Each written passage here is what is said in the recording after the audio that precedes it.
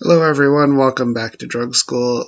And today we're going to talk about licensing in Alaska. Stay tuned.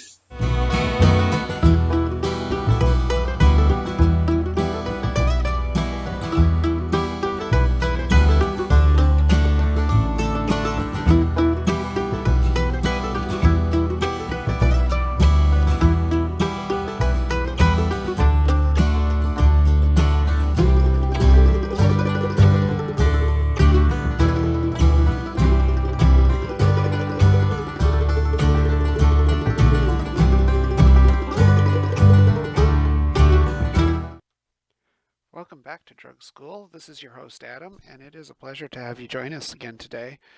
Uh, Today in Drug School, we're going to talk about becoming a pharmacy technician in the state of Alaska. And in Alaska, as we go through this series, every state is going to have their own licensing requirements. So each one will have their own unique spin on how to license a pharmacy technician. Your scope of practice is going to be slightly different, or your um, technician to pharmacist ratio might be a little bit different. Your continuing education might be a little bit different. The educational requirements to become a technician in the first place are going to be different.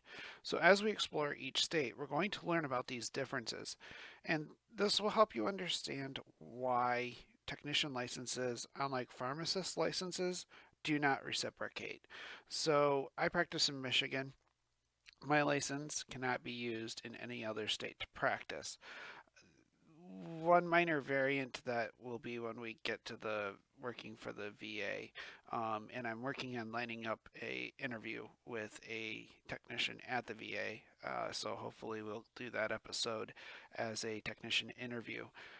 If you do work in an odd role, before we begin this series, if you do work in an odd role as a technician, meaning you work in patient advocacy or you work in oncology or you work out of a doctor's office, or if you do something that isn't the standard retail hospital long-term care technician role where all you're doing is data entry and filling prescriptions, I want to talk to you because uh, we I see a lot of technicians once they get out into the career field, especially some of my students that I've had from 5 years ago who feel like they've walked into a dead end career. And that isn't the case. Pharmacy technician is a career where you can use the skills that you learn to build upon them. And so I want people to realize that there is more to the pharmacy technician career than what you see in reality, what most people would recognize as the standard pharmacy technician. Today, we're going to talk about pharmacy technician licensing, and um, is particularly deals with Alaska. So back to the 2016 map. Alaska is down here. This is from the Pharmacy Technician Certification Board exam. So Alaska being right here.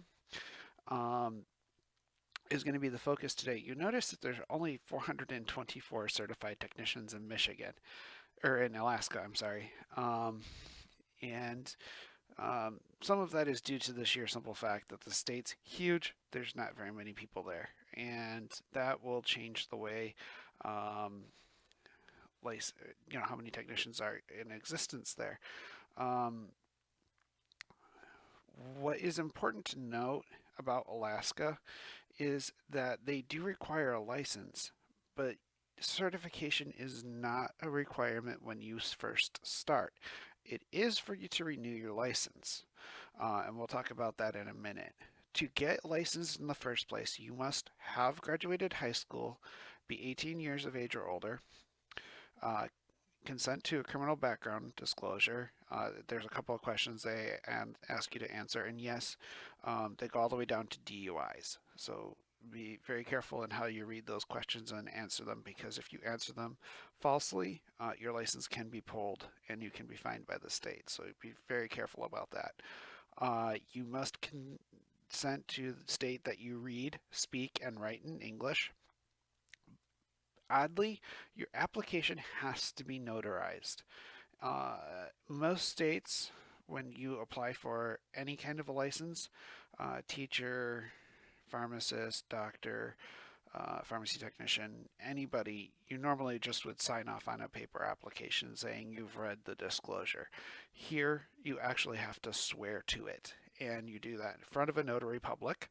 Notary publics are available in most banks, if your town has one. If not, you can go to your municipal office. They usually do have a notary public floating around a municipal office. So if you are in a fairly remote village in Alaska, you may have to go to the village authority or the tribal authority if it's a Native American town and Inuit town. Um, Certification is not initially required, and no matter what you do in a pharmacy, if you are behind the counter, you are required to hold a license to be there. That includes being a cashier. Your scope of practice is granted by your pharmacist in charge, and you must be trained on your particular tasks before you are allowed to do them. And your pharmacist in charge must maintain a record of your training. Your scope of practice can be considered as compounding or the making of drugs, reconstituting medications, data entry, filling and labeling prescriptions. You can do medication reconciliation, although in order for it to be official, your pharmacist has to sign off on it. So you do have to have your pharmacist sign off on whatever work you do when it comes to medication reconciliation. You also must adhere to all state and federal regulations, which means you cannot take a phone order for controlled substances. And in fact, Alaska is more strict than that because you are not allowed to take any phoned in prescription.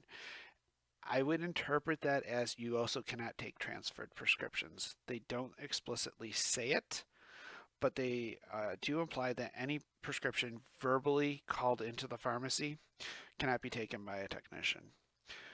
You are not allowed to interpret a prescription, which means you cannot read into it and make inferences. So if it's open to interpretation, you will have to pass it off to your pharmacist to be called on by. So they'll have to call the doctor and interpret what that is. Making a drug selection. This one again was really vague. My interpretation of that is as if you're going to therapeutically substitute something, and that's usually a pharmacist thing anyway. So if a patient doesn't like their copay on Bystolic, going to a different beta blocker that's less expensive would be a pharmacist's call. And you're also not allowed to make a final check of the prescription. That's a fairly common regulation as well, as you see when we wear on through the states. Continuing education wise, in the state of Alaska, your license renews on even numbered years on June 30th. Some state, and this varies between the states, so in Alaska specifically, it's June 30th of an even numbered year. So licenses 2018, licenses again will expire in June 30th of 2020. Your first renewal has to have 10 hours of CE. One of those hours, by the way, every 2 years, one of those hours can be in CPR training, and I'd highly recommend that because if your pharmacy is doing vaccinations, for example, and someone goes down because of the vaccination, being CPR trained comes in real handy. My last pharmacy that I did retail practice in actually had an AED machine, as an example. You also must complete your initial certification. Alternatively to that, you can certify by affidavit that you've read all Alaska pharmacy regulations. That is not exactly enlightening reading, nor do I recommend that route of attaining continuing education, because if you get quizzed by the board and you're wrong, they will throw that out and assign you additional continuing education.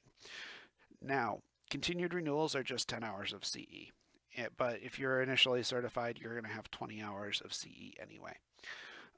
They do not require that you maintain your certification, only that you have achieved your initial certification. that is basically it about becoming a pharmacy technician in Alaska. It's a very simple, straightforward process.